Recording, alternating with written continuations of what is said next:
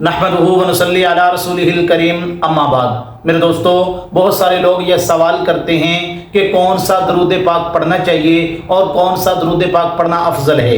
کیا درود ابراہیمی پڑھا جائے یا کوئی اور درود پاک پڑھنا چاہیے؟ میں آپ کو بتلاتا ہوں، توجہ سے میری بات کو سنیں۔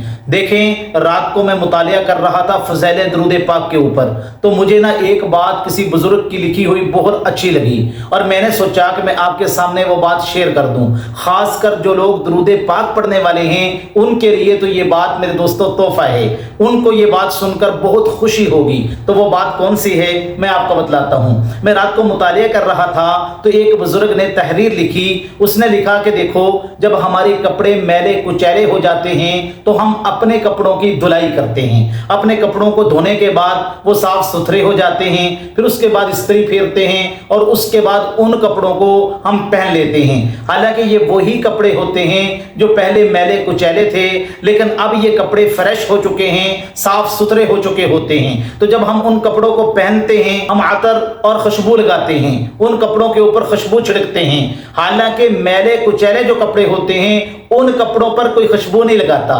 تو جو کپڑے صاف ستھرے ہو جاتے ہیں ان کے اوپر ہم عطر بھی چھڑکتے ہیں، خوشبو بھی لگاتے ہیں۔ اسی طرح انسان کے روحانی معاملات کے اندر انسان جب گناہ کرتا ہے تو اس کے اوپر میل کچیل چڑھ جاتی ہے۔ اس کے گناہوں کی وجہ سے، اللہ کے حکم توڑنے کی وجہ سے انسان اتنے گناہ بعض اوقات چھوٹے چھوٹے کر رہا ہوتا ہے لیکن اس کو احساس بھی نہیں ہوتا ان گناہوں کا، لیکن ان گناہوں کی وجہ سے اس کے اوپر روحانی طور پہ ایک میل کچیل چڑھ رہی ہوتی ہے۔ تو اس میل کچیل کو دور کرنے کے لیے صابن کا کام جو چیز دیتی ہے وہ ہے میرے دوستو استغفار۔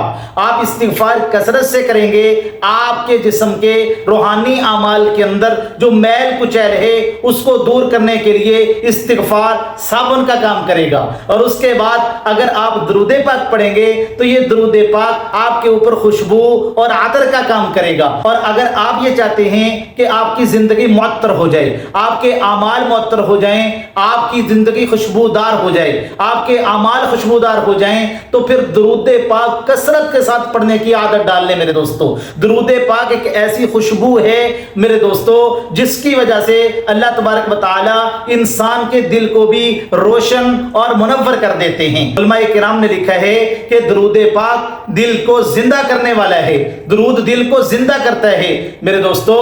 دل مردہ بھی ہو جاتا ہے، جس کو قرآن مجید کے اندر اللہ فرماتے ہیں لہم قلوب لا یفقہون بہا ولہم اعین لا یبصرون بہا ولہم آذان لا یسمعون بہا۔ اگر دل مردہ ہو جائے تو اللہ تبارک و تعالی دین کو سمجھنے کی، سوچنے کی، دیکھنے کی، سننے کی صلاحیت ہی ختم کر دیتے ہیں۔ پھر میرے دوستو خیر کی کوئی بات اس کے دل پہ اثر ہی نہیں کرتی۔ اللہ کے نبی نے فرمایا نا، انسان کے جسم کے اندر ایک گوشت کا لوتھڑا ہے، اگر وہ صحیح ہو جائے تو پورا جسم صحیح چلتا ہے، اور اگر وہ خراب ہو جائے تو پورا جسم خراب چلتا ہے۔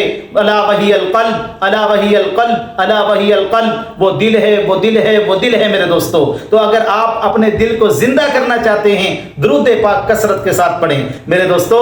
درود پاک ایک ایسا عمل ہے جو اللہ تبارک و تعالی کے بندے کو قریب کر دیتا ہے اور اس سے دل زندہ ہوتا ہے میرے دوستو۔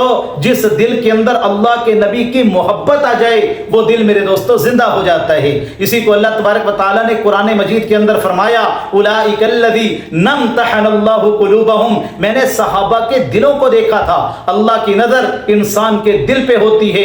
ان اللہ لا ينظر الی صورکم واموالکم ولکن ينظر الی قلوبکم واعمالکم۔ اللہ کی نظر تمہاری شکل و صورتوں پہ نہیں ہوتی، میرے رب کی نظر تمہارے دل پہ ہوتی ہے۔ اگر دل کے اندر طلب ہو، دل صاف ستھرا ہو میرے دوستو، دل کے اندر ہدایت کی طلب موجود ہو، اللہ اس دل کو ایمان والی دولت ضرور نصیب فرماتے ہیں۔ وَزَيَّنَهُ فِي قُلُوبِكُمْ، اللہ نے صحابہ کے دلوں کو دیکھا، پھر ان کے دل کے اندر ایمان والی دولت کو ڈال دیا۔ اب نتیجہ کیا نکلا؟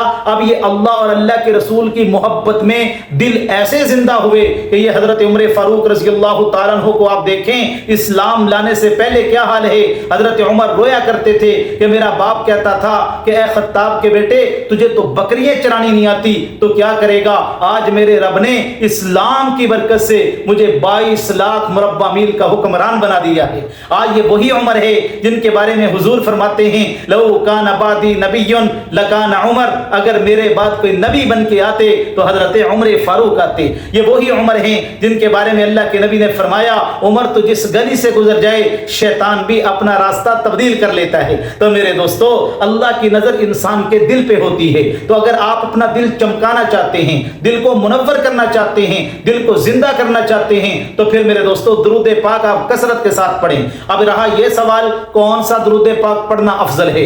میرے دوستو، پہلی بات تو یاد رکھیں درود پاک جو حدیث کی کتابوں کے اندر موجود ہے، آپ کوئی سا درود پاک بھی پڑھ سکتے ہیں، بے شمار درود پاک موجود ہیں، لیکن جو درود ابراہیمی ہے یہ وہ درود پاک ہے جو ہم نماز میں بھی پڑھتے ہیں اور رسول اللہ صلی اللہ علیہ وسلم کی زبان اطہر سے نکلا ہے۔ میرے دوستو، بخاری شریف کے اندر غالباً موجود ہے، اللہ کے نبی علیہ السلام کے صحابہ نے پوچھا یا رسول اللہ ہمیں یہ تو پتا چل گیا کہ ہم آپ کے اوپر سلام کیسے بھیجیں، السلام علیکم ایھا النبی ورحمۃ اللہ وبرکاتہ، تو ہم آپ کے اوپر صلوات کیسے بھیجیں؟ تو اللہ کے نبی نے یہ درود ابراہیمی پڑھ کے سنایا، میرے اوپر درود پاک اس طرح پڑھ کر بھیجا کرو۔ تو بے شمار درود پاک ہیں، جو درود پاک آپ کو آسان لگے وہ آپ پڑھ سکتے ہیں، لیکن درود ابراہیمی یہ افضل درود ہے۔ میرے دوستو، اللہ تبارک و تعالی ان باتوں پر عمل کرنے کی توفیق عطا فرمائے۔